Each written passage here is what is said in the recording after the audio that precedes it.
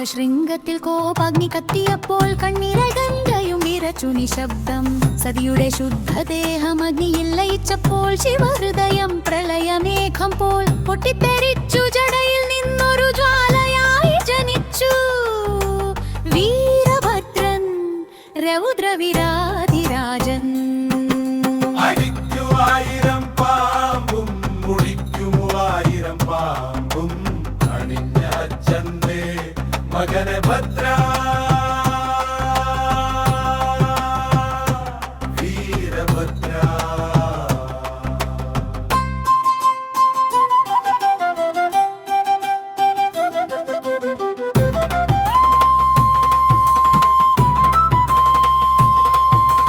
ദക്ഷയാഗം നിശേഷം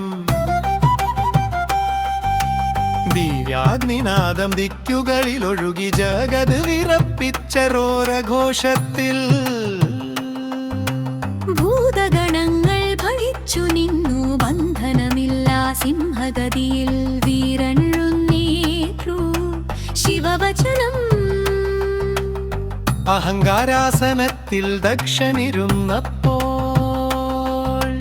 അമൃതവചനങ്ങൾ വിഷമായി വീണു. ദേവസഭയിൽ നിശബ്ദം പടർന്നപ്പോൾ പരാശക്തി അഗ്നിയിൽ ചേർന്നു. ആ നിമിഷം ശിവന്റെ അന്തരംഗത്തിൽ അനന്തപ്രളയം പൊട്ടിയൊഴുകി. കണ്ണുനീരിൽ ജ്വാലകൾ പൂത്തു. കരളിൽ കത്തിയതുപ്പും പർവ്വതമാക്കി. ജടാമുടി ഭൂമിയിൽ പതിച്ചപ്പോൾ ജഗം നടുങ്ങി. കാലം വിറച്ചു. അഗ്നിഗർഭത്തിൽ നിന്നു മുദിച്ചവൻ രൗദ്രതയുടെ രൂപം.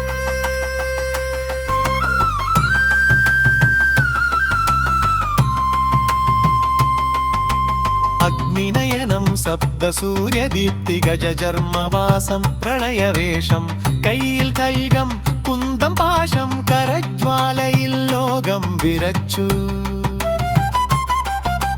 ഭൂതപ്രേത പിശാചഗണങ്ങൾ വീരനോടൊപ്പം ഘോരം മുഴക്കി. കാളികാപ്രഭയും കൂടെയെത്തി. കോപസമുദ്രം കരകവിഞ്ഞു.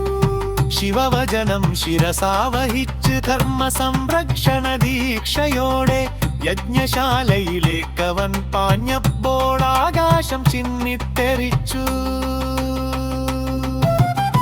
യജ്ഞവേദിയിൽ ദീപങ്ങൾ കുലുങ്ങി. മന്ത്രനാദം ഭീതിയായി മങ്ങിച്ചു. ഭവവേൻ പനാക്കി വീരദൃഷ്ടി. ഭൂഷണം മൃദന്തങ്ങൾ പൊടിയായി. ഇന്ദ്രജാപം വിറച്ചു താണു. വായുദേവൻ പാതയിൽ നിന്നു. യമനും ചക്രപാണിയും ഭ്രമിച്ചു. ദേവഗണം നാലുദിക്കുമോടി. അഹങ്കാരശിരം ഖൽഗത്തിൽ വീണപ്പോൾ ദക്ഷൻ നിലത്തു നിശ്ചലമായി.